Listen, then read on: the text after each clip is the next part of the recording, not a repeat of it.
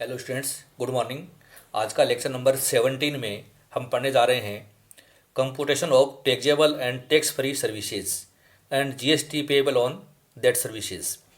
अर्थात GST act में कौन कौन सी सेवाएं ऐसी हैं जो करमुक्त हैं और कौन कौन सी सेवाएं ऐसी हैं जो करयोग्य हैं और जिन पर जीएसटी का आरोपण हमें करना होता है। तो जी स्टूडेंट्स, मैंने आपको मेरे लेक्चर नंबर 15 में करमुक्त सेवाओं के बारे में आपको पढ़ाया था, एग्जेम्प्टेड सर्विसेज, और कुल मिलाकर के 54 सेवाएं आपने करमुक्तियों में पढ़ी थी कि ऐसी अगर सेवाएं हैं तो वो पूर्णतया करमुक्त हैं। जैसे पुण्यार्थ कार्यों के लिए पुण्यार्थ संस्थाओं की सेवाएं, चलती हुई संस्था का पूर्ण या आंशिक रूप से हस्तांतरण हमने किया हो, पंचायत या नगर पालिका कार्यों के लिए किसी सरकार या सरकारी संस्थाओं की विशुद्ध सेवाएं। तो इस तरीके से मैंने बहुत सारी सूचनाएं आपको बताई थी कि ये करमुक्त सेवाओं में आती हैं। माल परिवहन से संबंधित सेवाएं कुछ बताई थी आपको, चाहे वो हवाई जहाज़ से संबंधित हो, चाहे रेल या जलयान से संबंधित हो। तो वो सेवाएं, इनमें कौन सी करमुक्त हैं और कौन सी करयोगी। तो पहले तो आप मेरा लेक्चर नंबर 15 जो है इसी तरीके से पढ़िए। उसके पश्चात उस पर आधारित बहुत सारे प्रैक्टिकल क्वेश्चंस हैं जिनको आप सोल्व करके दिखा सकते हैं कि कौन सी वस्तुएं, कौन सी सेवाएं हमारे लिए करमुक्त हैं और कौन सी सेवाएं हमारे लिए करयोग्य होंगी। तो हम क्वेश्चंस के द्वारा उनको समझने की कोशिश करते हैं। तो आज मैंने एक एग्जाम्पल आपके सामने रखा है। निम्नलिखित सूचनाओं से माह मई 2019 के लिए रेल द्वारा यात्री एवं माल के परिवहन के लिए करमुक्त व करयोग्य किराया एवं भाड़े की राशि की गणना कीजिए। कि रेल से संबंधित मैंने आपको बताया है, तो पहले आप ये पढ़ लीजिए कि आपके दिमाग में आ जाए कि रेल से जब हम माल बेचते हैं तो क्या सेवाएं करमुक्त हैं। तो डियर स्टूडेंट्स, रेल या जलयान द्वारा कुछ वस्तुओं का जो परिवहन है वो हमने करमुक्त पढ़ा था। जैसे प्राकृतिक अथवा मानवीय आपदाओं, विपत्ति, दुर्घटनाओं आदि से पीड़ितों को राहत सामग्री प्रदान करने की सेवाएं, सुरक्षा या सैनिक उपकरण, रजिस्ट्रार ऑफ न्यूज़पेपर्स के यहाँ पंजीकृत समाचार पत्र व मैगजीन के परिवहन से संबंधित सेवाएं, रेलवे के उपकरण या सामग्री की परिवहन की सेवाएं, कृषि उत्पादों की सेवाएं, दूध, नमक व खाद्य सामग्री जिसमें आटा, दाल और चावल भी शामिल हैं, कार्बनिक खाद। ठीक है, ठीक इसी प्रकार से माल परिवहन एजेंसी द्वारा कुछ ऐसे माल हैं जिनकी सेवाएं अगर हम ट्रकों से दी है तो वो भी करमुक्त होती हैं, ये कृषि उत्पाद की हों या कुछ दूध है, नमक है, अनाज है, जैविक खाद है। तो हमें ये चीज़ें दिमाग में रहेंगी तो हम हमारी करमुक्तियाँ और करयोग्य सेवाएं अच्छी तरीके से अलग अलग छांट सकते हैं। तो इस क्वेश्चन के द्वारा हम कैसे छांटें ये आज के लेक्चर में आपको अच्छी तरीके से समझना है। आपको मैंने करमुक्तियों में ये भी बताया था कि रेलवे द्वारा यात्रियों के परिवहन से वसूल किया जाने वाला सामान्य श्रेणी शयनयान का किराया करमुक्त होता है। प्रथम श्रेणी या वातानुकूलित यान में अगर हमने सेवाएं ली हैं तो वो करयोग्य हो जाती हैं। मेट्रो, मोनोरेल या ट्राम में किराया करमुक्त है। अंतर्देशीय जल परिवहन साधनों का किराया, सार्वजनिक परिवहन का कोई किराया है, मीटर युक्त केब या ऑटो रिक्शा इनका किराया है, तो ये किराए भी हमने करमुक्तियों में पढ़े थे। तो अब हम हमारे क्वेश्चन को समझना चाहते हैं। निम्नलिखित सूचनाएं मैंने बताया माह मई 19 के लिए रेल द्वारा यात्री व माल के परिवहन के लिए करमुक्त व करयोग्य किराए व भाड़े की राशि की गणना कीजिए। राशि करोड़ों में दे रखी है। सामान्य श्रेणी के गैर आरक्षित कोच का किराया अर्थात general class unreserved coach fair, सामान्य श्रेणी के आरक्षित कोच का किराया। तो हमें विद्यार्थियों ये कुल 20 वस्तुएं दे रखी हैं जिनको हमें छांटना है। उपरोक्त किराया व भाड़े की राशि में माल व सेवा कर सम्मिलित नहीं है। यदि माल व सेवा कर की दर 5% हो तो देय जीएसटी की राशि की गणना भी कीजिए। तो एग्जाम के हिसाब से ये हमारे प्रैक्टिकल क्वेश्चन हमें सॉल्व करना है। तो कैसे सॉल्व करें ये अपने को समझना है। इसमें पहला है सामान्य श्रेणी के गैर आरक्षित कोच का किराया 200 करोड़ रुपये अर्थात general class unreserved coach fair. तो हमें समझना है कि ये करमुक्त है या करयोग्य है। तो विद्यार्थियों ये करमुक्त में आता है तो ये 200 करोड़ रुपये में यहाँ लिख रहा हूँ करमुक्त में। सामान्य श्रेणी का कोच का किराया करमुक्त होता है।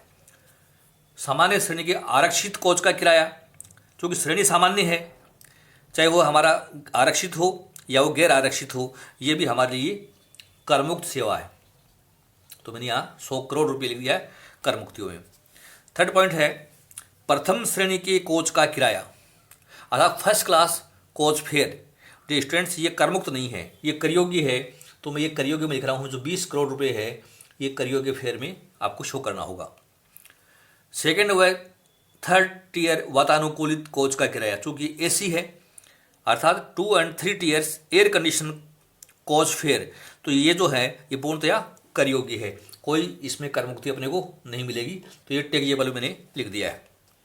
नेक्स्ट है सामान्य श्रेणी स्लीपर कोच का किराया, तो चूंकि श्रेणी सामान्य है, जनरल क्लास है, तो ये कर मुक्त है।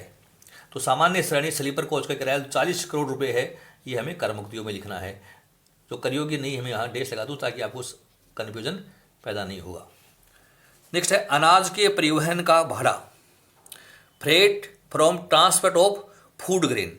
तो देखिए चूंकि ये फूड ग्रेन से संबंधित है और फूड ग्रेन हमारी आवश्यक वस्तुएं हैं, तो इस अधिनियम में इनकी सेवाएं करमुक्त की गई हैं, तो मैंने 400 करोड़ रुपये करमुक्तियों में लिख दिया है। नेक्स्ट है फलों के परिवहन का भाड़ा, freight from transport of fruits. Fruits जो हैं करमुक्तियों में थे और तो उनका परिवहन भी करमुक्त में आएगा, तो ये 50 करोड़ रुपये आपको करमुक्तियों में लिख देने हैं। रासायनिक खाद के परिवहन का भाड़ा, freight from transport of chemical fertiliser. तो विद्यार्थियों केमिकल फर्टिलाइजर कहीं भी करमुक्तियों में नहीं है, तो ये टैक्सेबल में है, तो ये 10 करोड़ रुपये मैंने लिख दिया है टैक्सेबल में। रक्षा व मिलिट्री उपकरणों के परिवहन का भाड़ा, freight from transport of defence and military equipments.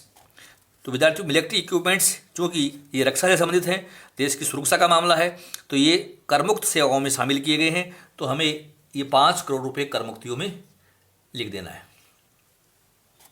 Next है डाक व पार्सल के परिवहन का भाड़ा, freight from transport of postal male and postal bags, 2 crore रुपये, तो ये कर योग्य में है, कहीं भी इसकी कोई करमुक्ति नहीं दे रखी है, तो टैक्सेबल में मैंने लिख दिया है। पेट्रोल संबंधी पदार्थों के परिवहन का भाड़ा, freight from transport of petroleum products, और पेट्रोलियम प्रोडक्ट्स में भी किसी प्रकार की कोई कर मुक्ति भारत सरकार ने इस एक्ट में नहीं दे रखी है, तो ये भी टैक्सेबल में आपको लिख देना है। नेक्स्ट है बाढ़ प्रभावित क्षेत्र में राहत सामग्री के परिवहन का भाड़ा, freight from transport of relief material to flood affected area. तो चूंकि ये सहायता के लिए दिया गया है, तो ये इस अधिनियम स्पष्ट रूप से ये कर मुक्ति में दिखा रखा है, तो ये सेवा 1 करोड़ की कर मुक्त सेवा में आएगा। नेक्स्ट है समाचार पत्रों के रजिस्ट्रार के यहाँ पंजीकृत समाचार पत्र एवं पत्रिकाओं के परिवहन का भाड़ा, freight from transport of newspapers and magazines registered with the registrar of newspapers. तो 3 करोड़ है, तो समाचार पत्र चूँकि दैनिक आवश्यकताएं हैं न्यूज़ जानकारी की, तो इस अधिनियम में करमुक्त की हुई हैं, तो इनका परिवहन भी करमुक्त श्रेणी में आता है, ध्यान रखना आपको। चीनी के परिवहन का भाड़ा, freight from transport of sugar. तो शुगर से संबंधित किसी प्रकार की कर मुक्ति इस एक्ट में नहीं दे रखी है, तो ये टैक्सेबल में आपको 4 करोड़ रुपये लिख देने हैं। नमक के परिवहन का भाड़ा, freight from transport of salt, 2 crore रुपये का है, और नमक का भाड़ा जो है इस अधिनियम में कर मुक्तियों में स्पष्ट रूप से लिखा हुआ है। घरेलू सामान के परिवहन का भाड़ा, घरेलू सामान के परिवहन का भाड़ा, freight from transport of house hold effects. तो ये पूर्णतया कर योग्य है, किसी प्रकार की कोई कर मुक्ति इसमें अपने को नहीं दे रखी है। नेक्स्ट है चाय के परिवहन का भाड़ा, freight from transport of T. तो ये भी विद्यार्थियों चाय जब चीनी कर योग्य है, तो चाय का भाड़ा भी कर योग्य होगा, तो ये भी हमें कर योग्य में लिख देना है। शराब के परिवहन का भाड़ा, freight from transport of alcoholic beverages, 2 crore का दिखा रखा है, और मैं आपको बताना चाहूँगा इस पर टैक्स रेट बहुत ज़्यादा है पहले से ही, और इस पर ये अधिनियम लागू भी नहीं होता है, तो हम इसको कर मुक्तियों में शामिल कर देते हैं। इस पर यह अधिनियम लागू नहीं है शराब और उनके उत्पादों पर। नेक्स्ट है कपास की गांठों के परिवहन का भाड़ा, freight from transport of baled cotton. विद्यार्थियों ये कर योग्य है, किसी प्रकार की कोई कर मुक्ति इसमें नहीं दिखा रखी है। अन्य सामान के परिवहन का भाड़ा, कोई क्लैरिफिकेशन इसमें नहीं दे रखा है, freight from transport of other goods. तो ये भी पूर्णतया कर योग्य है, कोई कर मुक्ति अपने को इसमें नहीं दिखानी है। तो मैंने कर मुक्त और कर योग्य माल अलग अलग छांट दिए हैं। मैं इनका योग कर देता हूँ टोटल। हमने इनका योग किया तो योग है 300, 700, 790, 795, 98, कुल मिला के योग आया 803। करमुक्त माल है 803 करोड़ और करयोग्य हैं 30, 40, 50, 55, 57, 61, 68, 78 और 40, 118 करोड़ रुपए। अब हमें ये भी पूछा है कि उपरोक्त किराए भाड़े में की राशि माल व सेवा कर सम्मिलित नहीं है। यदि माल व सेवा कर की दर 5% है तो जीएसटी की राशि भी याद करिए। तो जीएसटी पेबल भी हम इस पर दिखा सकते हैं। हमारा जीएसटी टैक्सेबल पर लगेगा तो जीएसटी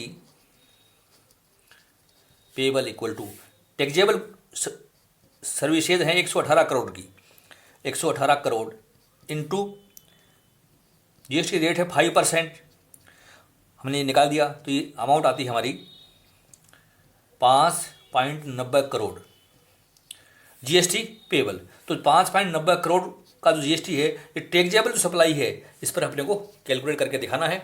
तो इस तरीके से हम computation of tax free and taxable service की गणना हम करके दिखा सकते हैं। तो डियर स्टूडेंट्स, आपको मेरा लेक्चर नंबर जो मैंने टैक्स फ्री सर्विसेज का पढ़ाया था, लेक्चर नंबर 15, आपको अच्छी तरीके से तैयार कर लेना है। 14 में तो मैंने करमुक्त माल पढ़ाए हैं, 15 में मैंने करमुक्त सेवाएं पढ़ा रहे हैं, उनको अच्छी तरीके से तैयार करिए। उनके आधार पर आप किसी भी प्रकार के क्वेश्चंस जो एग्जाम में करमुक्त और करयोगी आते हैं उनकी गणना आसानी से कर सकते हैं। मेरे अगले लेक्चर में भी मैं आपको करमुक्त सेवाओं से संबंधित एक क्वेश्चन आपको और सोल्व कराना चाहूँगा ताकि ये सेवाएं आपको इस तरीके से समझ में आ जाएं। तो मेरे लेक्चर निरंतर आप वॉच करते रहिए। आज का लेक्चर यदि आपको समझ में आया है, अच्छा लगा, पसंद आया, इसको लाइक कीजिए और अपने फ्रेंड्स में अधिक से अधिक इसको शेयर कीजिए। मेरा चैनल SKS ई क्लासेज के नाम से है, SKS फिर स्पेस ई क्लासेज के नाम से है। अभी तक अगर आपने सब्सक्राइब नहीं किया है तो मेरा चैनल सब्सक्राइब कीजिए और निरंतर वीडियो आपके पास आते रहेंगी। लेक्चर बहुत ध्यान से सुना आपने। Thank you so much.